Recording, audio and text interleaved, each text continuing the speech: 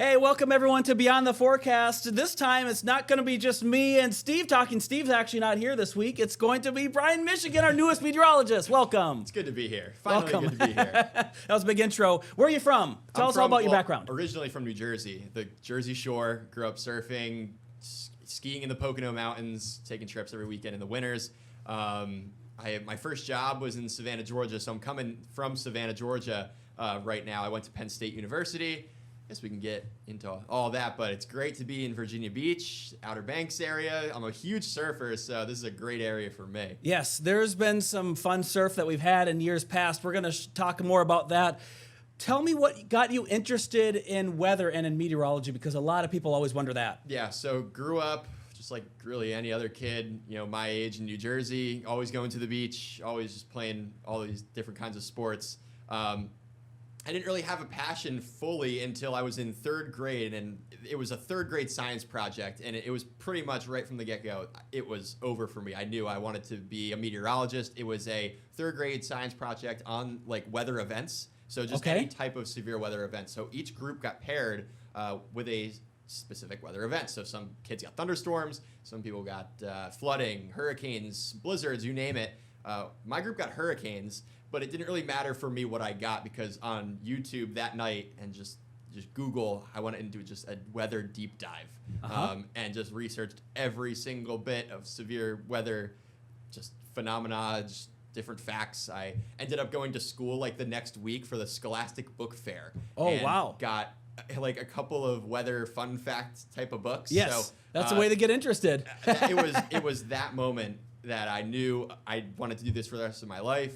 And also the Weather Channel, I was watching that really from third grade on. I probably watched it at least once a day. So when I was younger, going back with the Weather Channel comment, for Local on the 8s, they play smooth jazz. That was actually a big reason why I started liking smooth jazz, because its connection to the Weather Channel. The Local on the 8s music is pure nostalgia. Yes, it is. For meteorologists, for me, for sure. I always think back to my childhood sometimes in like different, weather event. Like I went through Hurricane Sandy, and I remember like the week and a half leading up to it, my eyes were glued to the Weather Channel, and Local on the 8s would come on, and I just hear it, the jingle in my head. So definitely some of my most fond memories growing up, all of them weather related. Yeah, tell me favorite season.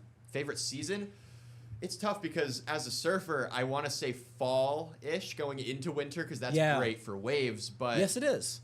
As someone growing up in New Jersey, there's a saying in New Jersey that you measure your life in summers, because the summertime in New Jersey, that's like, everything's going on. Everybody's home. So much fun to be had in the summer in New Jersey. So you kind of feel like the whole year leads up to the summer, and then when it's over, it's like, oh man, summer's over.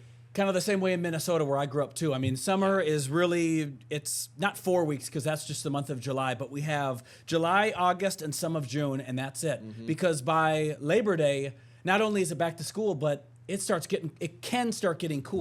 Right. You get those big, cold air outbreaks that, start to, show signs in September up there. Yes. And it's just, I feel like up there, you would know because you're from there, but the process of going from summer to winter is a lot faster than maybe down here in the mid-Atlantic, or at least where I'm from. It was kind of more like we still had September. September was awesome. We called it local summer because all the tourists would go away. The beaches were empty. It was still just as warm as like a typical summer. But then October, slowly get a little cooler, you get maybe a couple cold air outbreaks, and then, November, and it was on. So I feel like for us, it was a little bit longer than maybe in Minnesota. Yeah, and everyone thinks of Minnesota being so cold. It isn't. I mean, when we get in the summertime, it can be 95 degrees. It can be 106 even. Yeah. And then the heat index can make it 115. So it can get hot and humid there. Humidity mostly comes from the crops and the transpiration from the leaves. And then, of course, it gets cold in the winter, too. It's just the seasons are a little bit more extreme. Yeah. One of the meteorologists that I look up to when I was younger, and still look up to now, still respect, Paul Douglas is his name. He always called the Twin Cities and Minneapolis area the Super Bowl of weather. Because it's just everything was happening there, and every time you'd get something, it'd either be a big snowstorm, big severe weather outbreak, big heat wave, something like that. Here in Hampton Roads, we can still get big snowstorms. We had one a couple of weeks ago, a couple months ago now, and then of course hurricanes as well. So each zone has its own Super Bowl. but not as cold here, Right. at least for the deep cold. That's one thing I missed. So I started my career in Savannah, Georgia. I'm a surfer, by heart, growing up, surfing all my life. But in the winters, I started skiing when I was early teenager. Like, I think it was 13 or 14 years old. Yeah. And that was kind of like, because I surfed in the winter, starting at like 12 years old. So I was like, okay, like the winter waves are fun. Like, a lot of big waves, a lot of power. But sometimes, you go long periods where it's cold, the waves are flat in the winter, and I just needed something else to do. We would get snowstorms, go sledding with your friends, but skiing was kind of like oh man, like this is just a similar feeling to surfing. Like this is kind of like I had surfing, which was like my all year round sport, and then to get through the long flat spells in the winter, resorted to skiing. So I feel like the weather has always just been a constant part of my life growing up. Yep. Knowing when my next surf session is going to be. Knowing if the conditions are going to be good the next weekend to go skiing. Are we going to get a pow day? Is it going to be icy? All that stuff. So it kept me locked into, wanting to be a meteorologist for my entire time growing up. Have you ever skied or skied and surfed in the same day? Yes. I have really? skied. So in New Jersey, we have, there's the American Dream Ball, and they have an indoor ski little resort. I think it's called Big Snow. Okay. And so not on a mountain. Okay. I kind of cheated in a way. Yeah, you cheated a little bit. It's a little bit, it's definitely possible in New Jersey because the mountains in the Poconos are only 2.5 hours away. So you could certainly wake up, go surfing, and then easily make it to the mountains. But me and my buddies did it in the middle of the summer. We surfed, skated, and then skied all in one day. We started the day surfing. It was a fun little surf session. Went to the skate park for like an hour. From there, had a nice session at the indoor snow resort. So again, kind of cheated, awesome. But it was so much fun. But you did it, and that's tiring too. Well, we're going to keep this conversation going. We're just going to take a quick break, and then we'll be back with more. We're going to talk more about surfing, about March, and a recap too as well. So a lot more coming. Stand by. All right, everyone, welcome back to Beyond the Forecast. We have been talking a lot about kind of what got you interested in meteorology, Brian, but what's all this here? Surfing. This is your video. Yeah, so this is I film my surf sessions all the time. This is from my first job in Georgia. I never knew that there was great waves in Georgia. Now, it doesn't get as big as other places on the East Coast, but you could still have some fun sessions. This is after one of the cold fronts moved through. And then this one here, this is actually a hurricane swell. It doesn't get very big, but you can sometimes get long period swell to fill in to some of the islands there. And this is actually kind of like a mini Point Break. So Point Breaks, you can get really long rides from them. This is me 2023 in September. I forget which storm it was. But yeah, like you could surf in Georgia, believe it or not. There are some little waves. It doesn't get as big as the Outer Banks or something, but I made the most of it. This is nice. Tybee Island is the location. So not many places to surf in Georgia because you think of the coastline. Yeah. I don't even know how long it is, but it's very short. Yeah, it's the continental shelf is super far from the coastline too. So as the waves come in, that friction, that interaction with the bottom kind of sucks out all the energy. It kind of acts like a sponge with how shallow it is so far out. So think of the shelf as, if you think of the ocean, when you walk in the ocean, it doesn't just, it drops off for us humans, it's not instantly that deep. Right. It gets really deep once you get off of the shelf, and that can go out a few hundred miles. Yes. So that spongy area is for hundreds of miles, and then boom, then it really drops off. Yeah, I would say up until the big drop of the continental shelf, it's very gradual, and that's very apparent in Georgia, where not only that, but you're kind of on, we call it the inside of the catcher's mitt of the East Coast. The coastline, it bends in, so we're right in the center there. So we don't get, waves like to focus in and go towards, points or areas that stick out a little bit further in the ocean. So that's why the Outer Banks, one, it's super close to Whoa, what's going on here? This is in New Jersey. This was a surf contest, this was a surf contest, a foam board surf contest. It was a ton of fun. It was basically just a contest for fun. You're not scored on, how you do on the wave. It's just who's having the most fun. These are from my hometown back in New Jersey. We get some really great waves there. I would say New Jersey, Long Island, New York, the Outer Banks, and even here a lot of times in Virginia Beach, some of the best waves, in Florida have some of the best waves on the East Coast. This is from my trip to El Salvador. I went with a bunch of buddies. This was the only time I've ever been to the Pacific Ocean. I still got to get to California, those West Coast United States locations. But okay. This was the best surf trip of my life. The waves were probably this size, a little overhead for the entire week I was there. And very similar to like those out west breaks. Like the continental shelf is much further to the coastline for these areas. Yeah, much so closer. Much more consistent surf. And the surf can also get much bigger. There's not much limiting the waves once they come in. Again, in Georgia, we had this is great video here. This is beautiful. Great look video. at that. And the thing is, when you're surfing, you can look at the landscape, but you're focused on while that wave is shaping up and walling up. So it's hard to take it all in. One thing that some people assume, and I bodyboard too, some people may think, oh, you just want the biggest wave you can get. And I would say no. No. You don't. Shape. There's a certain size where I say that's too big. Right. Because I don't know the equation behind it or the math behind it, but the amount of power that the water has as you increase another foot in the height of the wave, another foot higher. Once we get 8 feet, this is a really powerful wave. Think of all that water falling down on top of you. That's a lot of weight. That's a lot of power with it. So for me, the energy from the wave, I head high, so roughly 5-6 feet. That's really a great spot. And then once we start getting a little bit more overhead, then it starts to be more and more intense. Yeah, and it's all up to preference too. It's all up to what's your comfort zone, because there's also, the bathymetry of the ocean floor goes into it as well. The shape of the wave. If it's, a wave that's a lot steeper and it kind of has that barrel to it. If it's a much steeper wave that, is breaking much faster, it's going to be a more powerful wave than one that's kind of just crumbling along down the line. But also, the bigger the waves get, the more power that they have as well. Yes. So that's why it's, great if you're a surfer, you got to know your limits. Yes, For me, you do. Growing up in New Jersey, I've been surfing my whole life, so my limit might be different than someone who's maybe just starting out. I've seen when we have big swells here in Hampton Roads on the Outer Banks, Surfline will put out a forecast and say, know your limits. Know your limits. At the end. And it's a good way to do a check, because I've always used a thing where if I'm looking at the waves from the beach, I'm watching not just like how clean they are and how fun it looks, but I'm also noticing how long does it take for it to, like right here in this video, for it to come down and the waterfall to happen. I feel like the slower that happens, the bigger the wave is, because it has to fall farther. Fall further. Yes. For sure. So it's kind of my proxy. I don't have a amount of time, but if it happens fairly quick, okay, I can handle that. But if it's really slow and then you see the water bounce back up, then like this is serious. You're like, whoa, that might be too big for me. This might be too big, so that could be too big.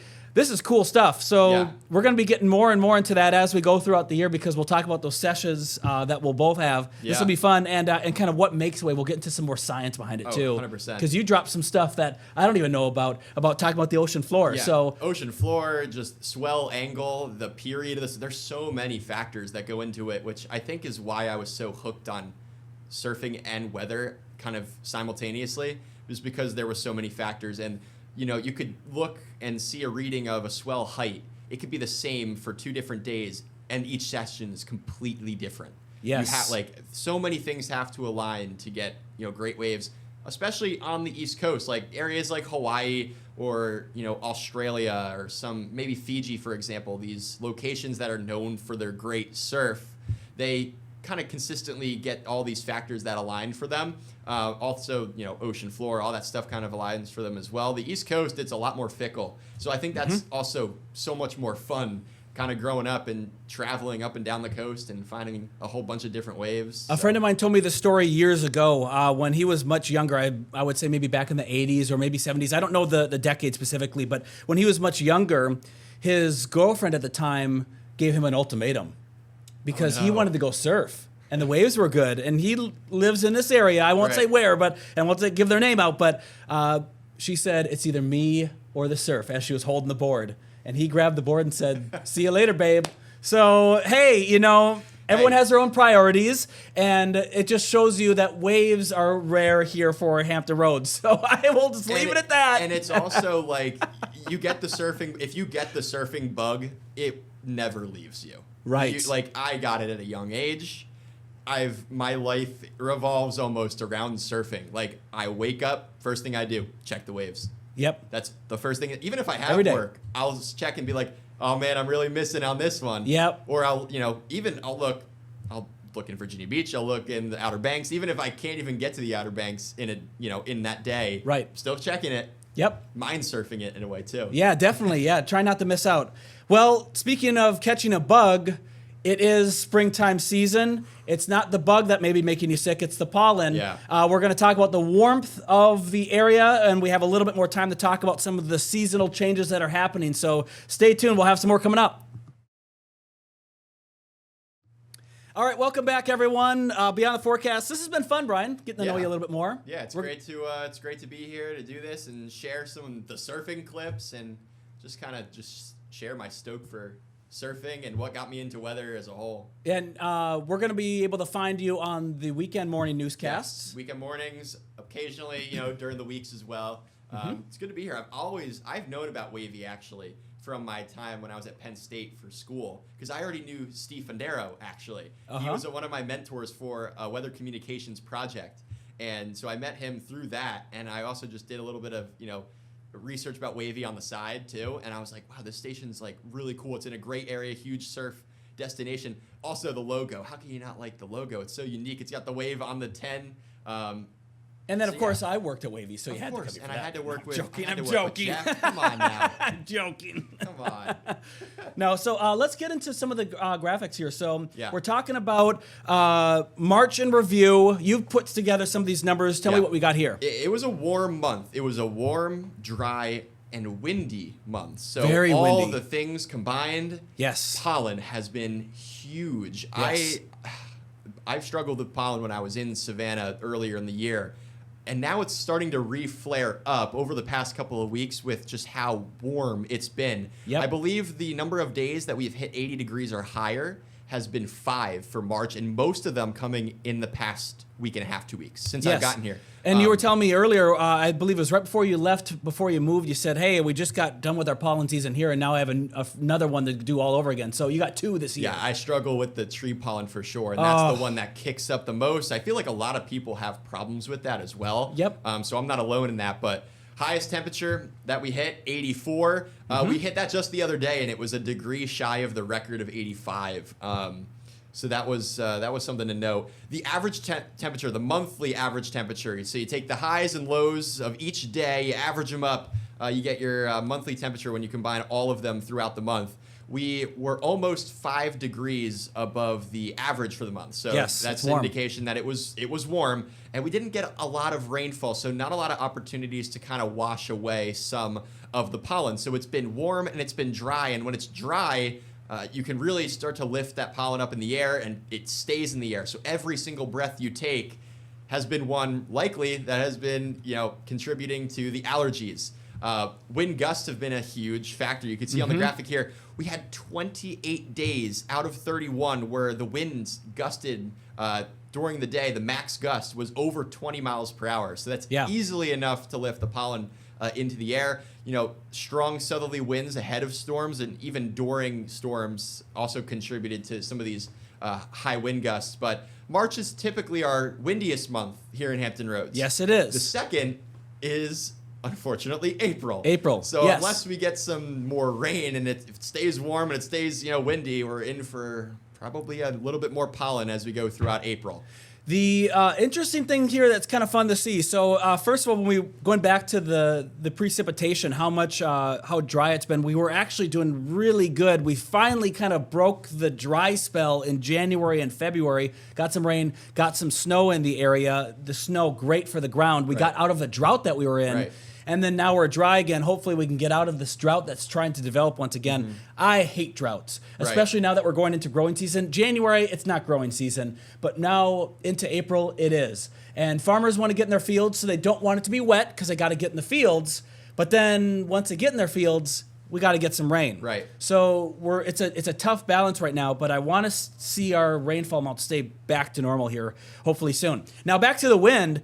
Look at this. So April, the second windiest month of the year, 11.3 miles an hour southwest winds. Yeah, the direction's important. The direction changes. It goes from northwest to southwest, and that's a big reason why we warm up. Yeah, and we look at, as we go really into the summer, it continues to stay southwest.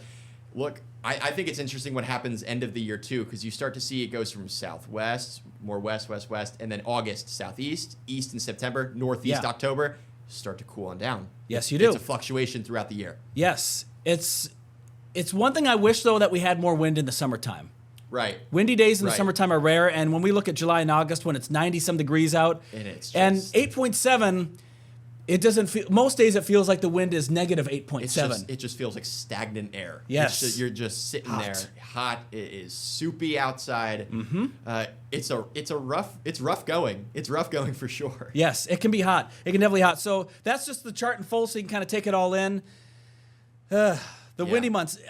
When I was in school in Iowa at Iowa State, I don't know what the average wind speed was, but I remember so many days where the winds were gusting 30, 40 miles an hour going across campus. So it could be really windy there. And this time of year, that's probably pretty common for out there as well. The winds just blow across the plains so easily. There's not much friction to slow it down. Yep. Basically, what's happening in the atmosphere and across North America is we get punches of cold air that are coming down from Canada, from the north, and that creates these large-scale, these mesoscale areas of low pressure. Yeah. So we get much more wind and air moving around them. In the summertime, we don't have access to that cold air, so the storm systems don't get as intense, thus we don't get the wind. Where we get the wind in the summertime, here at least in this part of the world, would be from a tropical system. Yeah. We're not going to get a cold front coming through in July that's going to bring us a 30-mile-an-hour wind out of the north. Right. That just doesn't. It can happen in July. It's extremely rare. Yeah, it's those drastic changes in temperature over a certain amount of distance that kind of tightens up that pressure gradient. And the tighter that pressure gradient, faster the winds go. And that's, again, super common out west. Not so much here as we get into the summertime. That's more during the transition season. So going from, winter to summer, you get spring. That's when our, that jet stream is really dipping into our region. And we start to get these really tight pressure gradients where the wind can flow through. Yes. That again in the fall as well, when we go from really a summer to winter, it kind of goes back in the other direction. The cool thing, though, that I really like about when we have cold fronts that come through, and I don't know how many times you've observed this, but when you're outside and the cold front comes through, we know that the wind can all of a sudden pick up, kind of like ahead of a thunderstorm in a way. The wind picks up. Ooh, the air's getting a little cooler. But if you look up in the sky at the right time, you can see the big blue line with the triangle, the blue. No, I'm joking. You can't see the cold front. Yeah. Oh, yeah. I'm joking. No, you can't see the blue line. Ooh, there it goes. Or the warm front, the big red line comes up. No, you can't see that. On the weather maps. That's what we're referencing. That's what we're referencing. Sorry, that's a weather joke. That's a geeky joke. Yep. Like when the low pressure goes right above you can see the big L in the sky and the arrow circling around it. Whoa. No, you can't see that. So one thing that we're going to do on the show here as we go into the next couple of weeks, next couple of months, is we're also going to need to answer questions from you. We're going to need to answer more viewer questions. We started the show with some great ones. We're going to keep that going. The first episode that we did is we were analyzing and going through what creates thunder snow. Mm-hmm. So we took a deep dive on that. That's on the first episode if you've missed that. We're going to talk more about the science of surf and the ocean effects. We're going to talk more about hurricane season because that's coming up soon. And we're not just going to fly through hurricane season in a 5-minute segment. We're going to spend time talking about ocean temperatures, thunderstorm development in the ocean, dust from the African continent as well. So many factors that go into a hurricane season. And think about how long a hurricane season is. It's June 1st through November. Yes. So there's a lot of time, a lot of different topics to discuss that kind of make for either an active season or not so active season. So definitely send in your questions. We'll get to all of that. Yes, we'll have plenty of time to do it. It's going to be really fun. So that's all the time we have for today. Yeah. Welcome to the WAVY Weather Team, Brian. Thanks. It's so good to be here. I'm excited to be given the weather for this area. And you'll catch me. If not here, then you'll catch me in the lineup for sure. Yes, definitely. Okay, well, we're going to get ready for our next newscast because we have more things to do today, but we'll see you next week.